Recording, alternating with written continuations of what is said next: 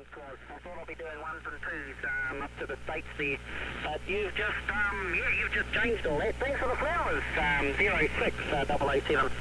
Oh yeah, no, it's you're well above S1, S2. Like I said, I got you about 7, 8, 9 pounds. So real good copy over here. Real good copy on the audio and everything. It's real quiet out there on the band right now. The noise level is pretty low.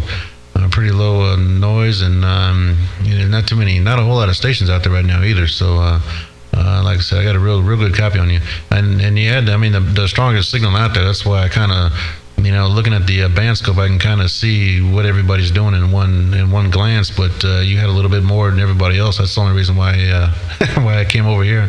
I was just being nosy. QSL. Yeah, QSL. Well, I'm glad I'm making a lot of noise. I tell you what, the more noise you make, the more breakers you get. That's for real. There's certainly not much appeal if you're just doing ones and twos. It's not going to get anybody excited there. I would have thought so too about your band getting a bit quieter coming into your night time. So I guess New York and the rest of America's probably faded out, and it's probably all heading over this way. It's probably following the sun. So I don't know what the Hawaiians are doing. Are the Hawaiians still making a bit of noise there now, or have they faded out? No, actually, lately I haven't had real good conditions with everybody in Hawaii. I hear down your way, I hear the South Pacific better than I hear Hawaii. I've been, let's see, like right now it's coming on, 6 p.m. on Sunday. So at 6 o'clock in the evening on Sunday right now. And I've probably lost East Coast stateside about maybe like 4 o'clock maybe. That was the last of them, was maybe around 4. So I've had my conditions have been in the Pacific for the last 2 or 3 hours anyways. But no, those guys over there around Division 17 been pretty quiet over here. QSL. Yeah, I've been listening to the skip over there as well, and we'll get Middle America coming through for a while, and you can hear them sort of disappearing slowly. And you guys are usually last to go. Certainly follows the sun. The direction of the sun's a big issue there, and must be jumping over Hawaii. The conditions must have lengthened, and Hawaii has been just jumped over. Because the sun's down this way now. The sun must be nearly down at the tropical. What are we down here? Tropical Cancer. The sun will be just about sitting over us, so that's probably what's influencing it, I suppose. The old ionisation is probably a lot stronger, just a little bit further out from Hawaii, so that might see them off for a while. I know they make a lot of noise over there in the islands. We're still getting them down here quite strong, though. Oh yeah, no, it's been the band has been a little long. Conditions have been it's sort of, I don't know, it's been kind of low last few weeks, but then usually what I do during the day, early in the day, I'll start out with my antenna north, maybe about 20 degrees, and that'll put me through like Europe and such, and then as the day goes on, I might run it down, maybe not quite dead east, so maybe about 80 degrees. That'll give me if I'm looking for any stations in Africa and maybe a little bit of the West Indies, then I can go down a little bit farther south than that. That'll put me in the West Indies and South America in the afternoon. And then once, like I said, about 3 or so p.m. local time, I'll move it away from South America and turn it back north to about 3:30. And look towards Asia and such, and then after that it ends up down your way. So that's kind of the cycle the antenna takes. But you're absolutely right. It follows the sun, so it's just all conditions, But yeah, the band is a little long though. Yesterday I did make a contact with a station in South Africa. And that was a first for me, but that was a pretty long haul. I looked that up on. Distance-wise, and I think it was over like 16,000 kilometers. QSL. Yeah. I haven't spoken to South Africa yet myself, and I've been on 30 years, and haven't heard them, haven't spoken. Some other New Zealand stations have spoken. They must have been around at the right time, but I don't know if there's just not many of them down there, maybe not in recent years, or whether our conditions just don't go that way very well. But that's really good for you guys to be getting such conditions, because it's the middle of your winter now, or near enough. Normally, I would imagine you wouldn't get much skip at all at this time of year.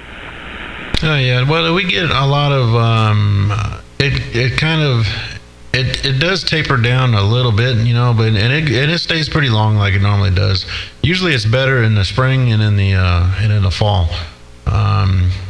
Like what we went through, like in say like September or so, October.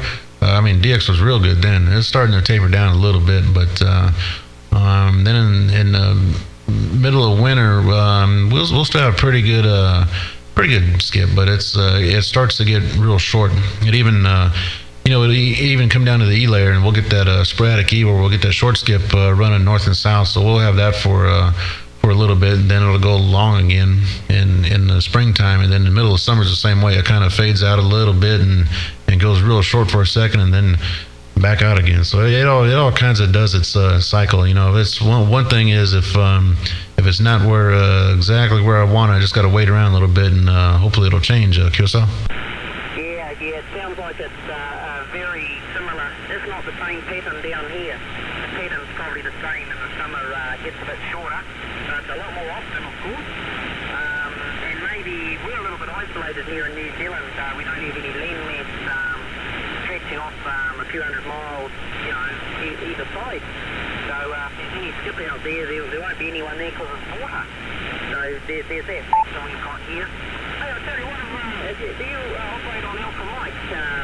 Your voice is a little bit familiar. Yeah, you're not down there on Channel 6 there on AM at some places there, over?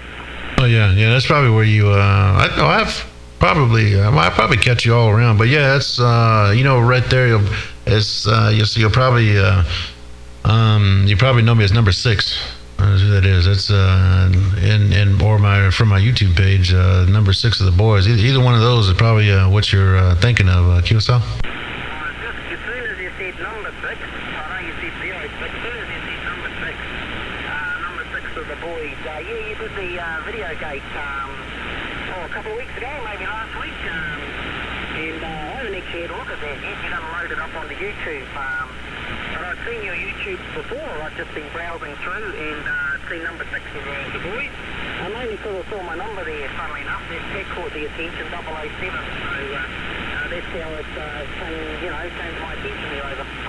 Oh yeah. I had a few of them on there, and I know the one I did the other day was that was you and who was I think that was I forgot that was Scrap Iron over there. It was somebody. But I remember what I did was I kind of hung the antenna between New Zealand and Australia. I kind of had it pointed maybe like towards like maybe southern Tasmania, kind of going through the middle of you guys. But yeah, it was that one came out pretty good. It was a good recording. It was the noise level was low and all that. There wasn't too many stations in there, so it was a good it'll give you a real good idea what the station sounds like coming on this way. But anyways, I got to get out of here for a sec. I was looking at the clock over here.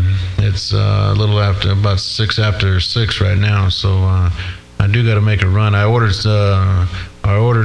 dinner here a few minutes ago, and I figured I'd kill a little bit of time on the radio before I took off. But I see I need to get on the road here real quick, so it's I don't miss it there, Kyoso. I know what you mean. It's the hazard of the radio, the hazard of TV. It can waste time. It is a big time waster. Oh, okay, all right. Well, we'll have a bit of a listen to some of your things and see what's happening out that way.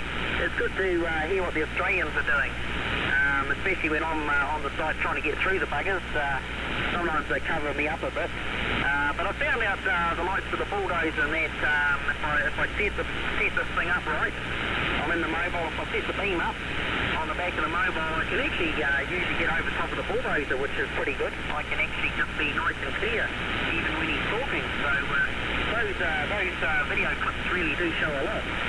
Oh yeah. And the one thing that kind of can be an advantage or disadvantage, like for you guys over there, is People over here might not notice it with if their antenna is not as directional as mine, but yeah, this thing here, if I point at, say I point at those guys over there around Melbourne, and then I turn the antenna your way, it's about maybe 20-25 degrees difference with the beam, which doesn't sound like a lot, and on some antennas you might not never even see the difference there, but on this big thing right here, man, 25 degrees, it can work for you. That's why I was saying, like with that other video I did when both you guys were out there, I kind of had it pointed through the middle there, but what I was going to say was a lot of the guys out this way, I don't know exactly where they point to, when they're pointed at Australia, but most people, I would imagine, leave their antennas looking at Australia versus New Zealand, so you probably that's one reason why I probably got to work at it a little bit more. But then too, if they're not pointed exactly right, it can work for you too, But for me, it's and when I point at Hawaii, that's in the same direction as I point at like southeast Australia, and then I come down a little bit more, like I said, another 20 degrees or so, and I'll be down your way. But it all works out. But anyways, I got to get out of here.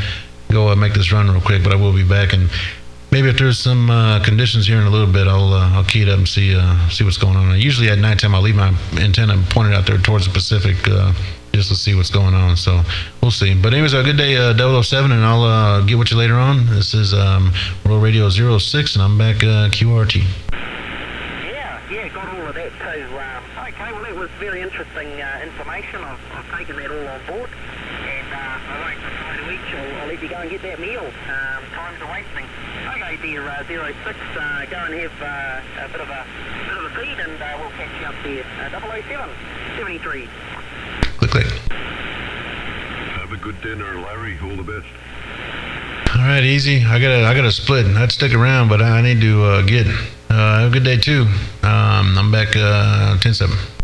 Yeah, man, just flicking around and heard you in there talking to NZ, so catch you later, mate. Have a good one, Larry. All the best. Yeah, right back. Can you hear him over there? Where you at? Yeah, I can hear that 007 loud and clear here, mate. Yeah. Oh, okay. Yeah, I was just checking. All right, I'll catch you out there later on. And I will, like I was telling him, once I get done, I'll keep the antenna down that way. Maybe we can pick this up again. So we'll see. Anyways, a good day. World Radio 351, World Radio 06 is QRT. Catch you later, mate, and you too, 007. All the best to you guys.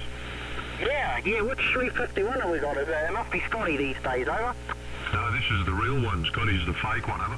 Oh, okay. Easy, Roger. Yeah, man. Yeah, we're just playing around. Yeah, this is easy. World Radio 351. I'm not too far from Scotty, about 70, 80 k's from Scotty there, Roger. Oh, okay. Geez, I thought Scotty was sort of in mid-central New South Wales there, and I thought you were down in Victoria there, over. No, mate, I'm in Newcastle, just west of Newcastle, and Scotty's in Port Stephens, which is north of Newcastle there, Roger. Oh, okay. Bit confusing, isn't it? Hey, good call sign, though. Good call sign, especially if you get into V8s there, over. Yeah, always played around with 351 Clevelands, I used to put them in the Cortinas, in the Ford Cortinas, and, pretty good machines. Get a good power-to-weight ratio and that sort of thing. So, yeah, me and my brother, we used to do those sorts of things, when we were a little bit younger. But these days, we've slowed down a lot, haven't we? Oh, you got to think of the fuel bill too. Petrol's not cheap. Yeah, I remember a few of the guys up on the Gold Coast. Different rules up in Queensland. You weren't allowed to do it, but they'd throw their 351s into little Mark 1 Cortinas and Mark 2s, and hide it with a skimpy little exhaust pipe coming out of the back, just a little round hole. I can imagine the restriction of that there, over. Yeah, I guess that's only for show, It's just makes them look stocky with a big motor in the front, like a sleeper. I think they used to call them a sleeper there, Roger. Yeah, I never had a look to see if there was another pipe that was well muffled, shooting just straight below. Didn't have a look, so who knows what they did. But yeah, it certainly went all right, eh? Big motor light car. Back in the good old days, everything's changed now. It's all turning Japanese, isn't it?